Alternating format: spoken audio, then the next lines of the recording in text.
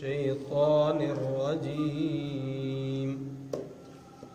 بسم الله الرحمن الرحيم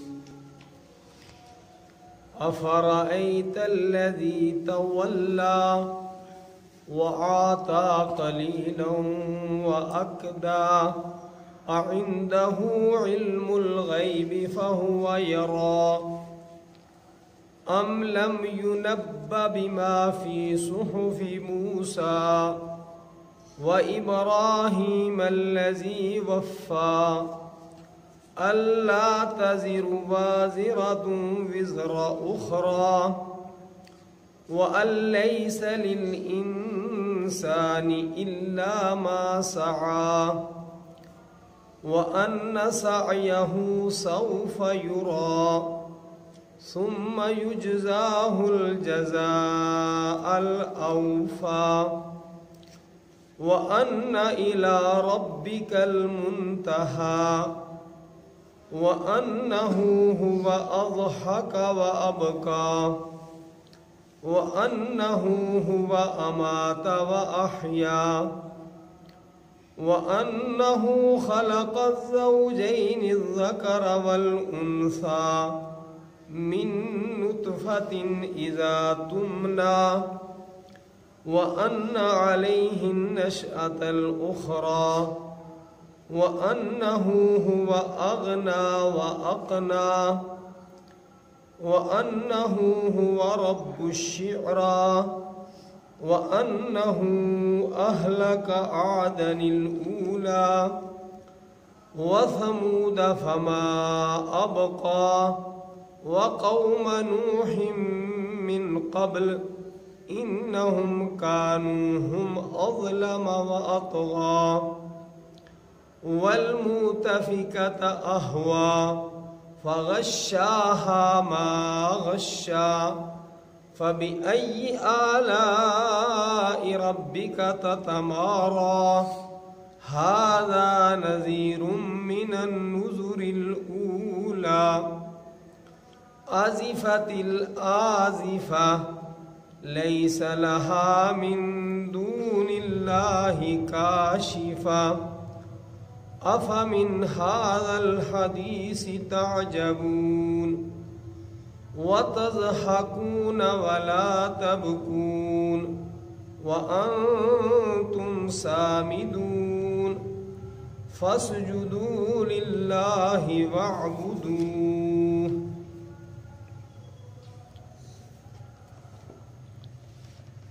افرأیت الذی تولی، کیا پھر دیکھا آپ نے اس شخص کو جس نے روح گردانی کی، وَأَعْطَى قَلِيلًا اور تھوڑا دیا، وَأَكْدَى اور پھر وہ رک گیا، أَعِندَهُ عِلْمُ الْغَيْبِ فَهُوَ يَرَى، کیا اس کے پاس علم غیب ہے کہ وہ دیکھ رہا ہے، ام لم ينبأ یا کیا نہیں اس کو آگاہ کیا گیا اس سے جو کچھ ہے موسیٰ علیہ السلام کے صحیفوں میں اور ابراہیم علیہ السلام جنہوں نے وعدہ پورا کیا، اللہ تزر وازرۃ وزر اخری، یہ کہ نہیں اٹھائے گی اٹھانے والی جان کسی دوسرے کا بوجھ، اللہ تزر وازرۃ وزر اخری، یہ کہ نہیں بوجھ اٹھائے گی کوئی بوجھ اٹھانے والی جان کسی دوسرے کا بوجھ، وَأَن لَّيْسَ لِلْإِنسَانِ إِلَّا مَا سَعَى، اور یہ کہ نہیں ہے انسان کے لیے مگر جو اس نے کوشش کی، وَأَنَّ سَعْيَهُ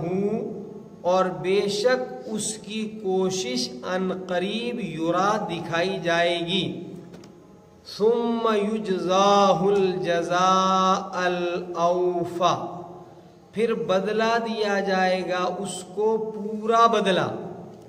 وَأَنَّ إِلَىٰ رَبِّكَ الْمُنْتَهَىٰ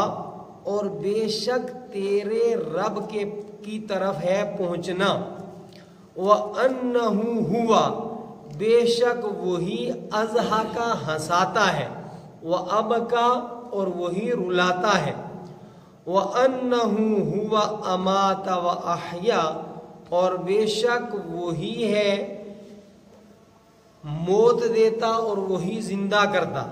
وَأَنَّهُ خَلَقَ الزَّوْجَيْنِ الذَّكَرَ وَالْأُنثَى اور بے شک اسی نے جوڑے کو پیدا کیا نر اور مادہ کو، من نطفۃ نطفے سے، اذا تمنا جب وہ ٹپکایا جاتا ہے، وَأَنَّ عَلَيْهِ النَّشْأَةَ الْأُخْرَى اور بے شک اسی کے ذمہ ہے دوبارہ پیدا کرنا، وَأَنَّهُ هُوَ أَغْنَى وَأَقْنَى اور بے شک وہی غنی کرتا ہے اور وہی خزانے دیتا ہے، وَأَنَّهُ هُوَ رَبُّ الشِّعْرَى اور بے شک وہی ہے شعرا ستارے کا پروردگار، وَأَنَّهُ أَهْلَكَ عَادًا الْأُولَى اور وہی ہے جس نے عاد اولا کو ہلاک کیا، وَثَمُودَ اور سمود قوم سمود کو برباد کیا، فَمَا أَبْقَى پھر نہیں باقی چھوڑا، وَقَوْمَ نُوحٍ مِّن قَبْلِ اور قوم نوح کو ان سے پہلے، إِنَّهُمْ كَانُوا هُمْ أَظْلَمَ وَأَطْغَى بے شک وہی تھے وہ بڑے ظالم اور بڑے سرکش، وَالْمُؤْتَفِكَةَ أَهْوَىٰ اور الٹی بستی کو زمین پر دے مارا، فَغَشَّاهَا مَا غَشَّا پھر ڈھانپ لیا اس نے اس کو، ما غشا جیسا ڈھانپا، فَبِأَيِّ آلَاءِ رَبِّكَ تَتَمَارَىٰ تو اپنے رب کی کس کس نعمت میں شک کرے گا، هَذَا نَذِيرٌ مِّنَ النُّذُرِ الْأُولَىٰ یہ ڈرانے والا ہے پہلے ڈرانے والوں میں سے، آزفت الآزفہ قریب آ گئی ہے آنے والی، لیس لہا من دون اللہ کاشفہ نہیں ہے اللہ تعالی کے علاوہ اس کو کوئی کھولنے والا، افمن ھذا الحدیث تعجبون کیا آپ اس بات سے تعجب کرتے ہو، وَتَضْحَكُونَ وَلَا تَبْكُونَ اور تم استہزاء کرتے ہو ہنستے ہو، وَلَا تَبْكُونَ اور روتے نہیں، وَأَنْتُمْ سَامِدُونَ اور تم کھیلنے والے ہو، فَاسْجُدُوا لِلَّهِ وَاعْبُدُوا پس سجدہ کرو تم اللہ تبارک و تعالیٰ کے لیے اور اس کی عبادت کرو۔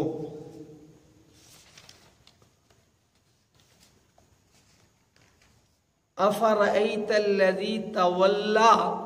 وآتی قلیلا وأکدا ولید ابن مغیرہ قرآن حکیم کو سن کر اور نبی اکرم صلی اللہ علیہ وسلم کے فرامین آپ کے کلام کو سن کر قریب تھا کہ اسلام قبول کر لے اور ایمان لے آئے، مشرکین نے اسے آر دلائی اور اسے کہا کہ تو باپ دادا کا دین چھوڑنے لگا ہے، تو وہ پھر پیچھے چلا گیا۔ اسی کو اس میں بیان کیا گیا ہے، افرأیت الذی تولی کیا دیکھا آپ نے اس شخص کو جس نے روح گردانی کی، وآتی قلیلا تھوڑا سا دیا، وأکدا اور پھر رک گیا۔ زمین کھودتے کھودتے اتنی سخت جگہ آ جائے کہ آدمی کے لیے کھودنا مزید مشکل ہو جائے، اسے کہتے ہیں اکدا۔ تو یہ راہ ہدایت کے قریب جاتے جاتے رک گیا، اور پھر اس نے جب مشرکین نے اس کو آر دلائی تو اس نے کہا کہ میں آخرت سے ڈرتا ہوں کہ مجھے مالک کے سامنے جواب دہی کرنی پڑے گی۔ تو انہوں نے کہا، مشرکین نے، گمراہ کرنے والے ٹولے نے، کہ اول تو آخرت ہے ہی نہیں، اور اگر آخرت واقع بھی ہو گئی تو تو ہمیں کچھ تھوڑا تھوڑا مال یہیں دے دے، وہاں تیرا بوجھ گناہوں کا اور اس سزا کا ہم اٹھا لیں گے۔ اس کو کہا گیا عندہ علم الغیب فہو یرا، کیا اس کے پاس غیب کا علم ہے کہ وہ دیکھ رہا ہے کہ دوسرے اس کے بوجھ کو اٹھا لیں گے؟ یہاں بھی بعض لوگ جہالت کی بنیاد پر یہ سمجھتے ہیں کہ ہم فلاں بزرگ کو کچھ مال دے دیں گے اور وہ قیامت میں ہماری مدد کرے گا، یہ درست نہیں ہے۔ اب اسی تعلیم کے متعلق فرما رہے ام لم ینبا بما فی صحف موسیٰ و ابراہیم، کہ کیا اس نے موسیٰ علیہ السلام اور ابراہیم علیہ السلام سے جو ہے کوئی نصیحت حاصل نہیں کی گئی، کہ اس سے ان کو آگاہی نہیں ہے؟ ابراہیم علیہ السلام کا وصف بیان کیا، الذی وفا، وہ کہ جس نے وفا کی، جس نے اللہ رب العالمین کے ساتھ جو عہد کیا تھا اس کو پورا کیا۔ اب ان کے اس نظریے کی وضاحتاً تردید کی جا رہی ہے، جو مشرکین نے کہا تھا کہ تو ہمیں کچھ مال دے دے اور ہم تیرا بوجھ وہاں اٹھا لیں گے۔ اللہ تزر وازرۃ وزر اخرى، یہ کہ نہیں اٹھائے گا کوئی اٹھانے والا کسی دوسرے کا بوجھ۔ وَأَن لَيْسَ لِلْإِنسَانِ إِلَّا مَا سَعَى، اور انسان کے لیے تو بے شک وہی ہے جس کی وہ کوشش کرتا ہے۔ اسی آیت سے استدلال کرتے ہوئے غیر مقلدین حضرات کہتے ہیں کہ قرآن پاک کے ایصال ثواب کا کوئی فائدہ نہیں ہے۔ اہل سنت والجماعت کے طبقات یہ کہتے ہیں کہ نہیں، ایسا نہیں ہے۔ یہاں جس چیز کی نفی ہے کہ دوسرے کا عمل جو ہے دوسرے کو فائدہ نہیں دے گا، وہ ایمان کا تعلق ہے۔ ایسا نہیں کہ دوسرے کا ایمان کسی دوسرے کو فائدہ دے۔ مثلا باپ کافر تھا تو بیٹا ایمان لے آئے تو بیٹے کا ایمان باپ کو فائدہ نہیں دے گا، یا باپ جو ہے وہ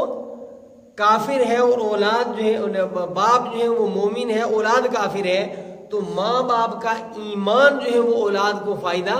نہیں دے گا۔ جہاں تک معاملہ ہے اعمال کے ذریعے دوسروں کو فائدہ پہنچانے کا، تو یہ احادیث سے ثابت ہے۔ ایک چیز تو بہت کھلی ہوئی ہے کہ دعا کا فائدہ ہوتا ہے، بہرحال دعا کے وہ بھی قائل ہیں، بات دیانتاً کرنی چاہیے۔ تو دعا فائدہ دے گی، اس لیے کہ حدیث پاک کے اندر ہے کہ 3 قسم کے، ایک تو یہ کہ جو بندہ کوئی صدقہ جاریہ کرے اس کا ثواب موت کے بعد بھی اس کو ملتا ہی رہتا ہے۔ نمبر 2 پر کہ کوئی علمی کام کرتا ہے، پڑھاتا ہے، تصنیف و تالیف کا کوئی سلسلہ شروع کرتا ہے، کوئی کتاب لکھ دی جس کتاب کو لوگ پڑھتے رہیں تو اس کا ثواب بھی ملتا ہے۔ اور تیسری بات یہ ہے کہ دعا کا ثواب بھی ملتا ہے۔ اعمال کے سلسلے میں یہ ہے کہ سعد بن عبادہ رضی اللہ تعالی عنہ کی والدہ کا انتقال ہوا اور وہ رسول اکرم صلی اللہ علیہ وسلم کی خدمت مبارکہ میں حاضر ہوئے کہ یا رسول اللہ صلی اللہ علیہ وسلم، کیا میرے عمل سے میری والدہ کو کوئی فائدہ پہنچ سکتا ہے؟ آپ نے فرمایا بالکل پہنچ سکتا ہے۔ تو انہوں نے پوچھا کہ بہترین فائدہ پہنچانے والا عمل کون سا ہے؟ تو آپ نے فرمایا پانی کا انتظام کر دو۔ اسی طریقے سے حضرت عائشہ رضی اللہ تعالی عنہا کے متعلق ہے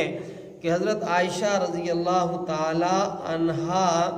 نے اپنے بھائی عبد الرحمن ابن ابی بکر کے ایصال ثواب کے لیے اعتکاف فرمایا ہے۔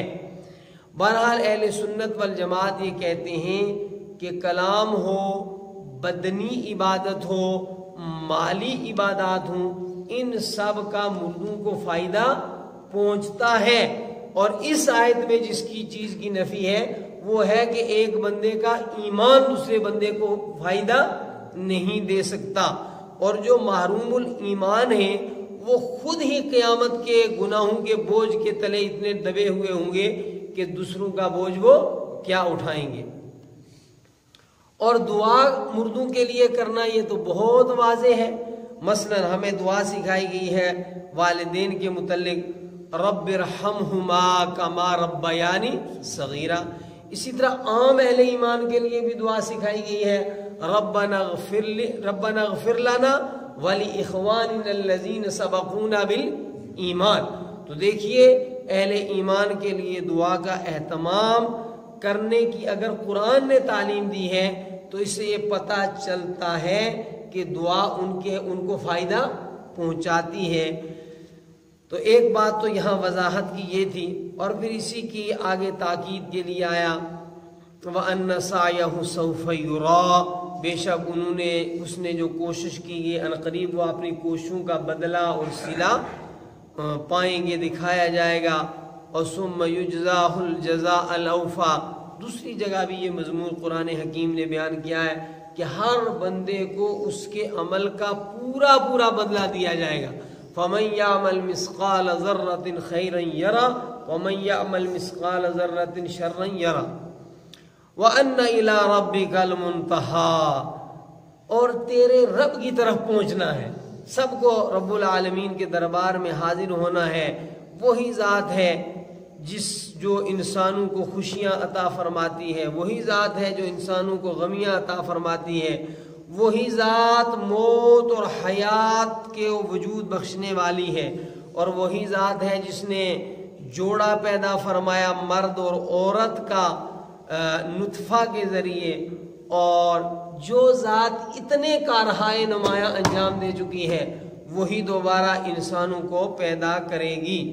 اور وہی اللہ رب العالمین بے نیاز کر دیتا ہے، کسی کو اتنا مال دے دیتا ہے، کسی کو خزانے دے دیتا ہے. وَأَنَّهُ هُوَ رَبُّ الشِّعْرَىٰ، شعرا ایک ستارہ ہے جس ستارے کی عرب کے بعض قبائل پوجا کرتے تھے، اس لیے بطور خاص اس کا تذکرہ کیا گیا شعرا ستارے کا، کہ شعرا ستارے کا مالک اور پروردگار اللہ تعالی ہے. تو گویا شعرا ستارہ جو ہے وہ مخلوق ہے اور مخلوق کی عبادت جائز نہیں ہے. وَأَنَّهُ أَهْلَكَ عَادًا الْأُولَىٰ، عاد اولا اور عاد ثانیہ یہ دو قومیں ہیں. فرمایا کہ عاد اولا کو اللہ رب العالمین نے ان کی اللہ کی نافرمانیاں کرنے کی وجہ سے بربادی کر دی. وَثَمُودَ، اور قوم سمود کو بھی رب کائنات ہی ہے جس نے نافرمانیوں کی وجہ سے برباد کیا. فَمَا أَبْقَىٰ، باقی نہیں چھوڑا. اور ان سے پہلے نوح علیہ السلام کی قوم نے جو ہے اللہ کی نافرمانی کی، انہیں بھی اسی ذات پاک نے ہلاک اور برباد کر دیا. انہم کانوا، بے شک تھے وہ، اظلم، بہت زیادہ ظلم کرنے والے، واطغى، اور بہت زیادہ سرکش. تو فرمایا کہ اظلم واطغى، انسان کو اللہ رب العالمین کی نافرمانی سے بچنا چاہیے. اور پھر نافرمانی میں بھی بعض لوگ بالکل بھول جاتے ہیں اور بس شب و روز ان کا مشغلہ ہی یہی بن جاتا ہے کہ مسلسل گناہوں کے اندر مبتلا رہنا اور سرکشی اور بغاوت کرنا شریعت کی. فرمایا ایسے کتنے ہی سرکشوں اور باغیوں اور ظالموں اور طاغیوں کو اللہ تعالیٰ نے برباد فرما دیا. والمؤتفکۃ اہوا، اور الٹی بستی اہوا، اوپر سے نیچے دے ماری. فغشاها ما غشا، پھر اس بربادی نے ڈھانپ لیا ما غشا، جیسے ڈھانپا. فبأي آلاء ربك تتمارى، تو اپنے رب کی کس کس نعمت کے اندر جو ہے وہ شک و شبہ کرے گا. ھذا نذیر من النذر الاولى، یہ نبی اکرم صلی اللہ علیہ وسلم پہلے ڈرانے والے میں سے ایک ڈرانے والے ہیں.